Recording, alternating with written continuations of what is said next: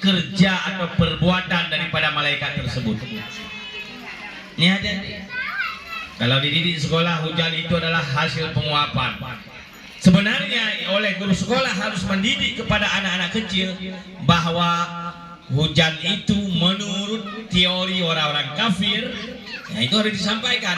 Menurut teori orang barat, menurut teori orang-orang musyrik, bahwa itu penguapan. Sedangkan menurut kita umat Islam, wajib kita yakini hujan itu diatur oleh malaikat yang bernama Mikail.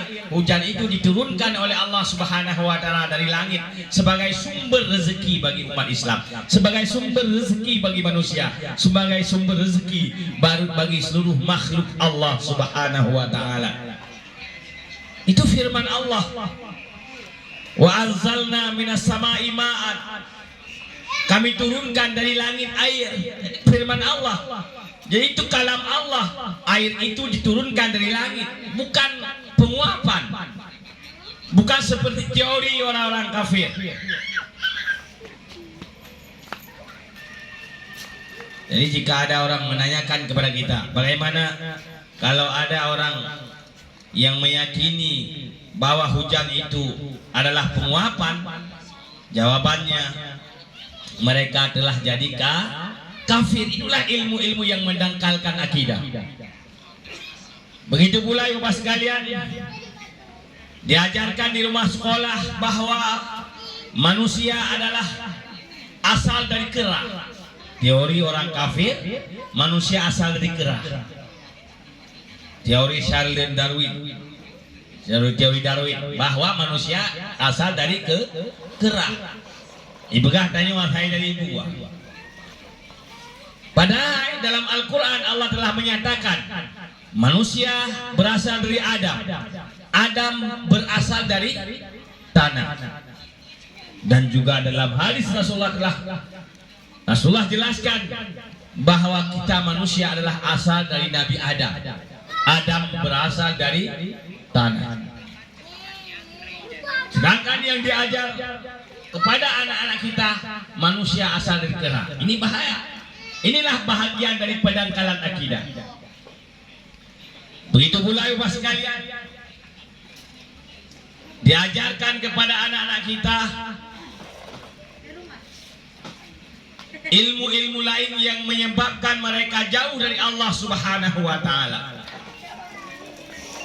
Mereka tidak yakin kepada Allah, maka ilmu yang dinamakan ilmu adalah hanya ilmu seperti ini. Ilmu yang betul-betul kita kaji Al-Quran, kita kaji hadis Rasulullah, kita kaji makna daripada Al-Quran, kita kaji penjelasan Al-Quran yang ada dalam kitab-kitab ulama yang muktabar.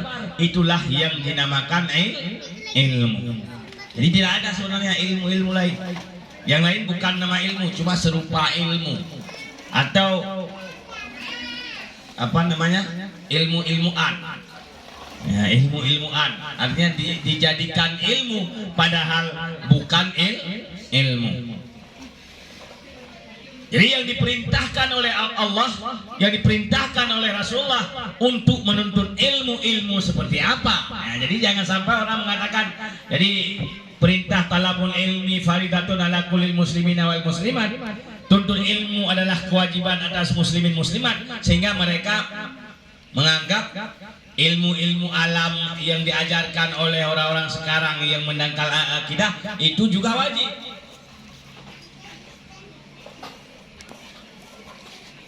Jadi itu teori-teori orang kafir yang membahayakan.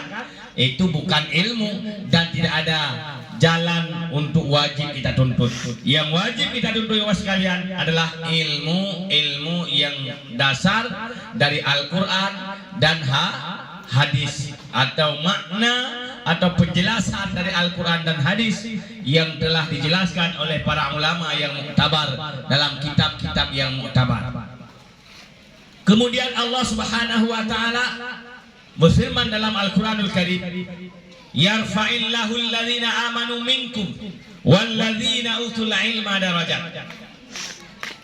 Allah telah mengangkat orang-orang yang beriman, orang-orang yang berilmu, derajat, beberapa derajat. Ibnu Abbas menafsirkan makna daripada darajat. Makna daripada derajat adalah 500 derajat. Karena derajat itu bentuk jamak. Mana beberapa derajat, padu berapa derajatnya. Berapa itu berapa derajat? Tidak dijelaskan dalam Al-Quran apa 7 derajat, apa 100 derajat, apa 50 derajat. Rupanya Ibnu Abbas menjelaskan bahwa makna daripada derajat adalah 500 derajat. Kenapa Ibnu Abbas berani mengatakan 500 derajat?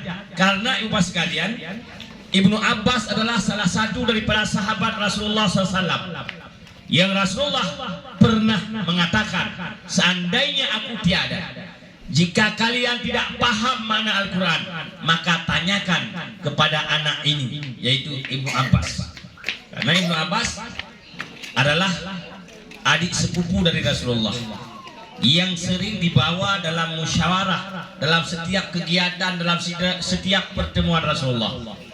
Ibnu Abbas itu masih kecil, sering dibawa oleh Rasulullah dalam pertemuan-pertemuan, sering dilibatkan oleh Rasulullah dalam setiap kegiatan Rasulullah, sehingga Ibnu Abbas sering menanyakan kepada Rasulullah apapun yang terbesit dalam pikiran beliau, beliau tanyakan kepada Rasulullah. Karena kenapa? Karena beliau masih anak-anak. Anak itu nggak ada mayang. Selamat datang, Pak Maurah, Pak Haji Maurah.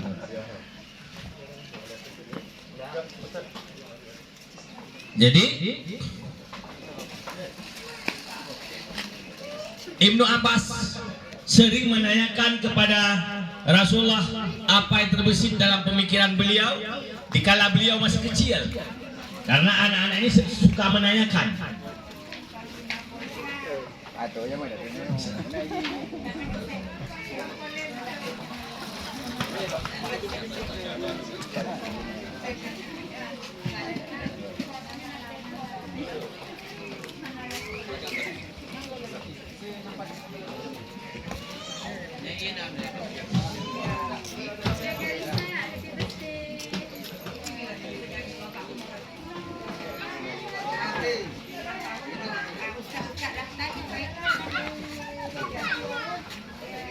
Jadi Ibnu Abbas, saya ulangi, Ibnu Abbas adalah sepupu dari Rasulullah, anak daripada Sayyidina Abbas. Beliau sering dibawa oleh Rasulullah dalam pertemuan-pertemuan Rasulullah, dalam kegiatan-kegiatan Rasulullah, sehingga Ibnu Abbas sering bertanya kepada Rasulullah apapun yang terbesit dalam pemikiran beliau. Kemudian beliau sering menanyakan jika turun wahyu dari Allah. Seandainya Rasulullah menyampaikan wahyu-wahyu kepada sahabatnya, Ibnu Abbas langsung menanyakan kepada Rasulullah. Karena Ibnu Abbas masih kecil, Ibnu Abbas tidak malu bertanya karena masih kecil. Maka pantas Rasulullah mengatakan, seandainya aku tiada, jikalau engkau ingin memahami makna Quran, jikalau engkau ingin menanyakan tentang Al-Quran, tanyakan kepada anak ini, artinya kepada Ibnu Abbas.